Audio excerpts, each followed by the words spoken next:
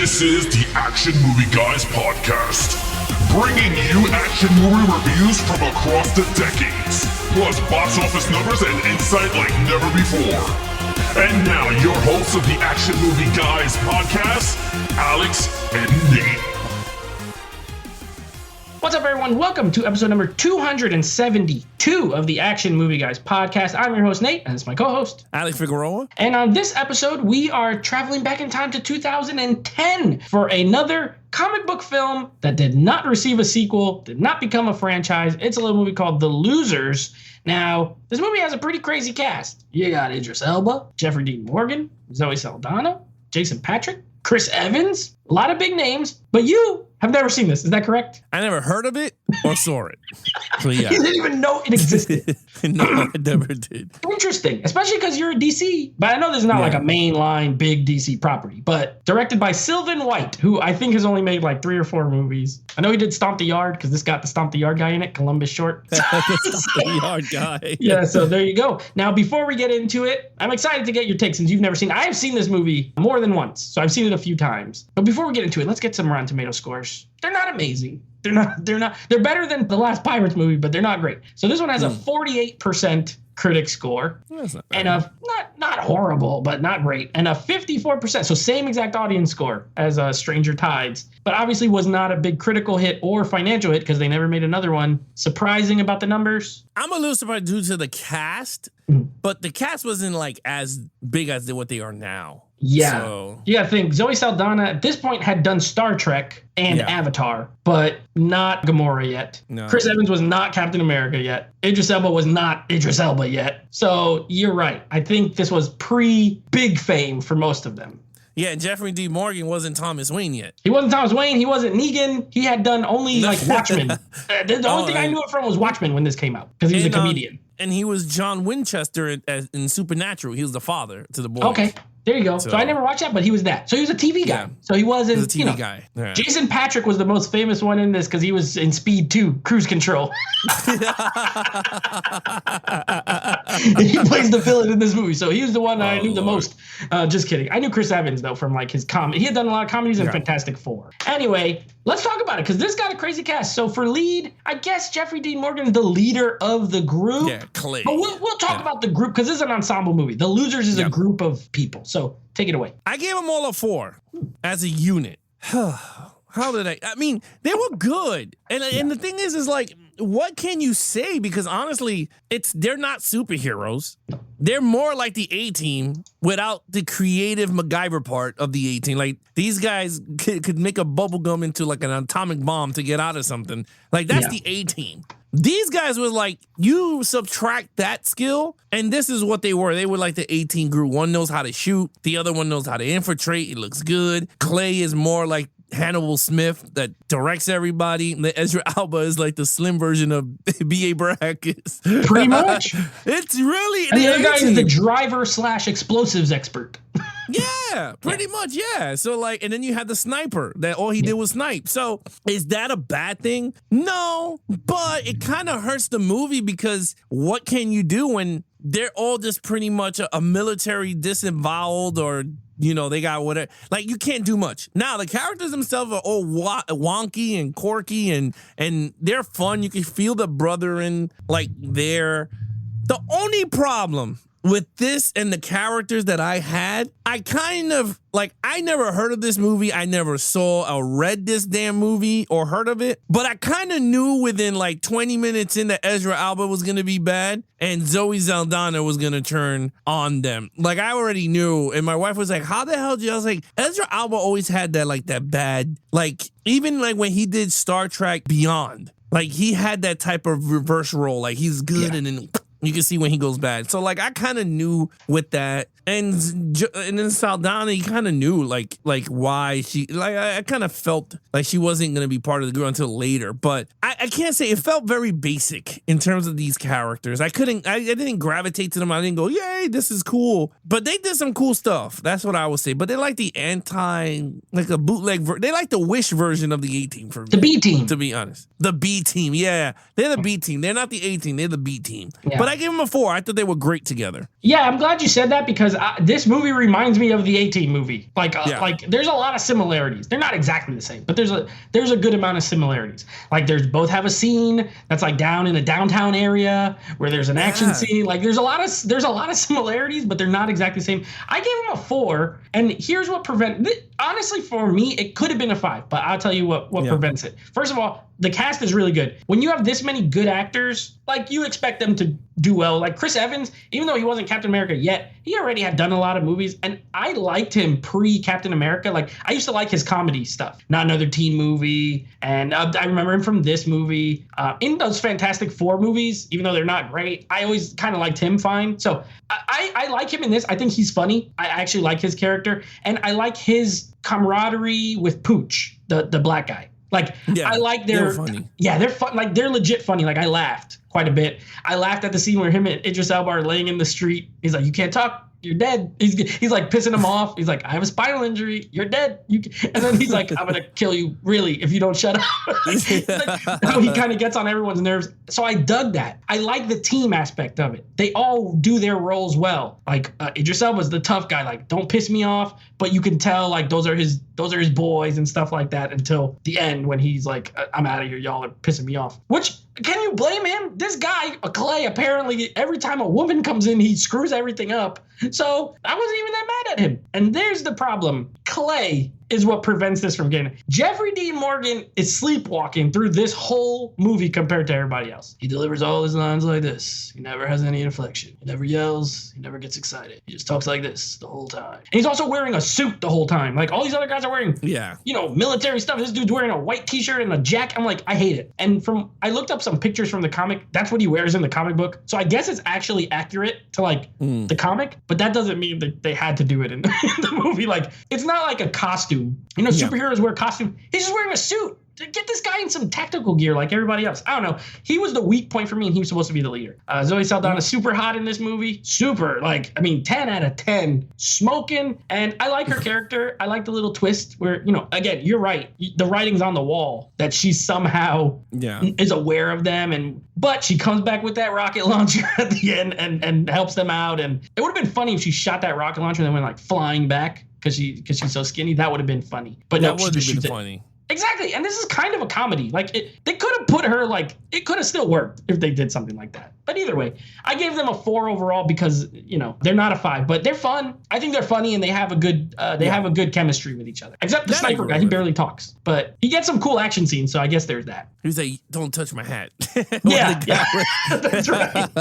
Yeah. He kicked her in the face. Yeah. All right. So lead villain, this is Max. This is our boy, Jason Patrick. Speed 2, cruise control. What did you think? Continuing on, baby. He got a 1. Oh. He just like his number 1 in Speed Control 2 when we did it. He's not good. He's not a good actor. I don't know what the hell they saw in this guy to helm a Speed movie and to be a villain in this movie. He is not good. His character sucks. He is not in the film until, oh my God, they show him he's not in this.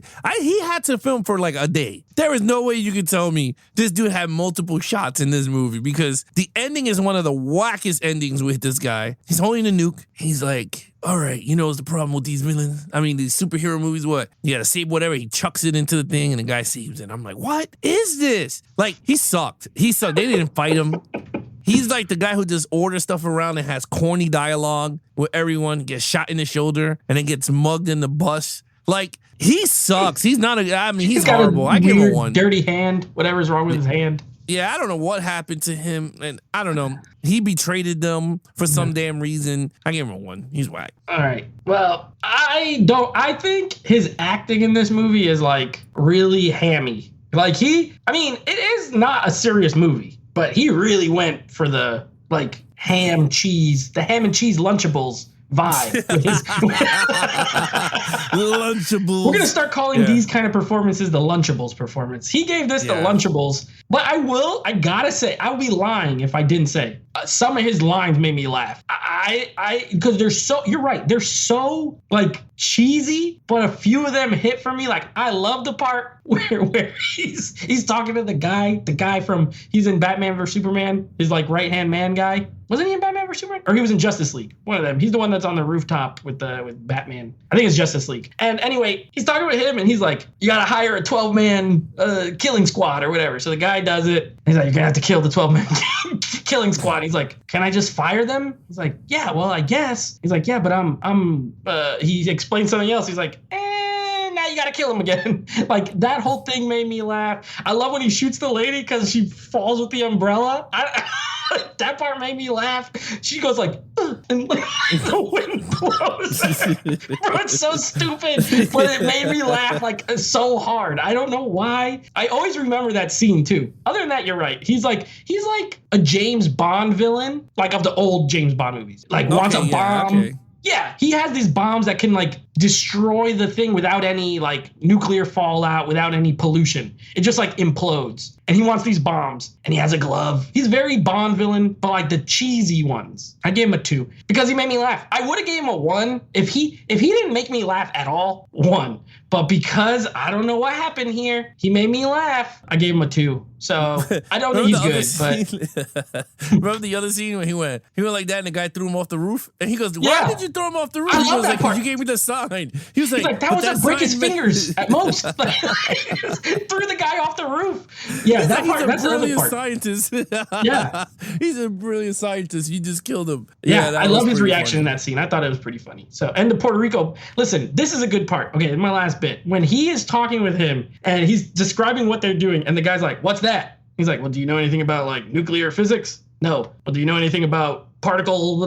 "No." "Well, do you know anything about?" He's like, "Well, then don't worry. Then don't worry about it. What are you asking what we're doing?" Pretty much like you don't know anything. I thought that was funny. But anyway, 1 for you, 2 for me. He's not a good villain. He's pretty bad. Okay, action. 5. Ooh. So we're back up. Coming back up. Movie. Yeah, he went all the way back to the maximum on this one. I like it. See, the shooting in this is like, again, this reminded me of like Smoking Aces. It reminded me of like I said, A-Team, very heavy A-Team comparisons here, but it reminded me of like that Smoking Aces type of film. Like, it was just wonky, but the action is so good between everybody. Like, the sniper was my dude. When the scene that he shot the motorcade when they were going down the street and he disabled the vehicles, he shot the tire off one and the other one he shot the engine block. Loved it. I was like, this dude is awesome. Like, he's cool. The ending was really good. I thought the ending was really good when the action picked up. I didn't like the third act, like that final one piece between Max and Clay. That was whack. It was not that good. Yeah. Other than that, the action scenes, I thought it was really good. Even with Chris Evans when he was like, "I'm gonna shoot you guys." Oh, I love that part. The psychic. That was pretty cool. Yeah. Yeah. He goes, "I got powers, guys." And they go flying back. Yeah. That was awesome. I love that part. I like that. Like, and then the beginning, I ain't gonna lie, the beginning got me. I was like, "Oh my God, don't shoot those kids." And they shot the kids. And I was just like, damn. Yeah, it was really bad. I was like, damn. Yeah. So I like it. Overall, I was engaged with the action. I thought the action was really good in this movie. So I gave it a 5. Nice. Yeah, I gave it a 4. I like it a lot. I think it's fun. This is one of those movies.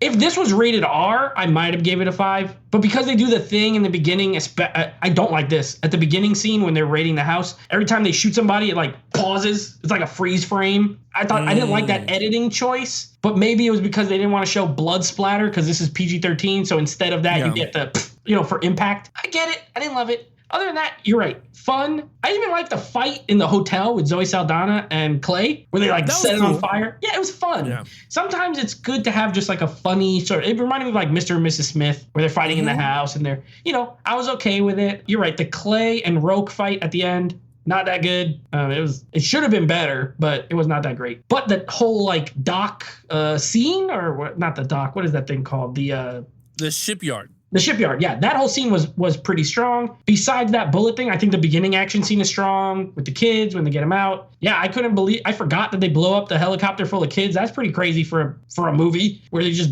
explode a bunch of 10-year-olds.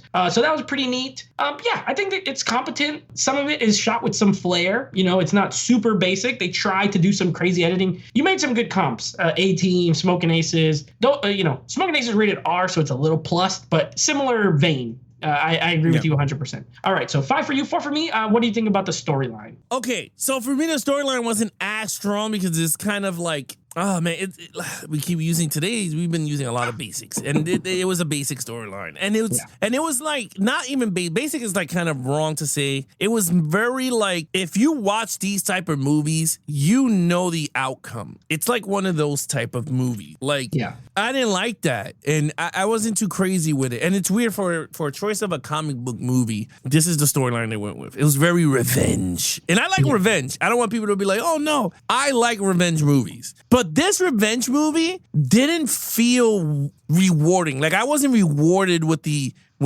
of them avenging nothing because they didn't get Max at the end. He ran away with his injured arm. Idris Elba, yeah, but it wasn't the team. Right? It was just like which was a cool scene when the sniper shot the bike and the bike flew over and it hit the plane and then the money burnt and all this BS. But I wasn't feeling it, man. I didn't feel the storyline much. And then another revenge story with Zoe Saldana's character, avenging her father because Clay killed him. So I thought it was basic. I gave it a 2. I thought the storyline was decent.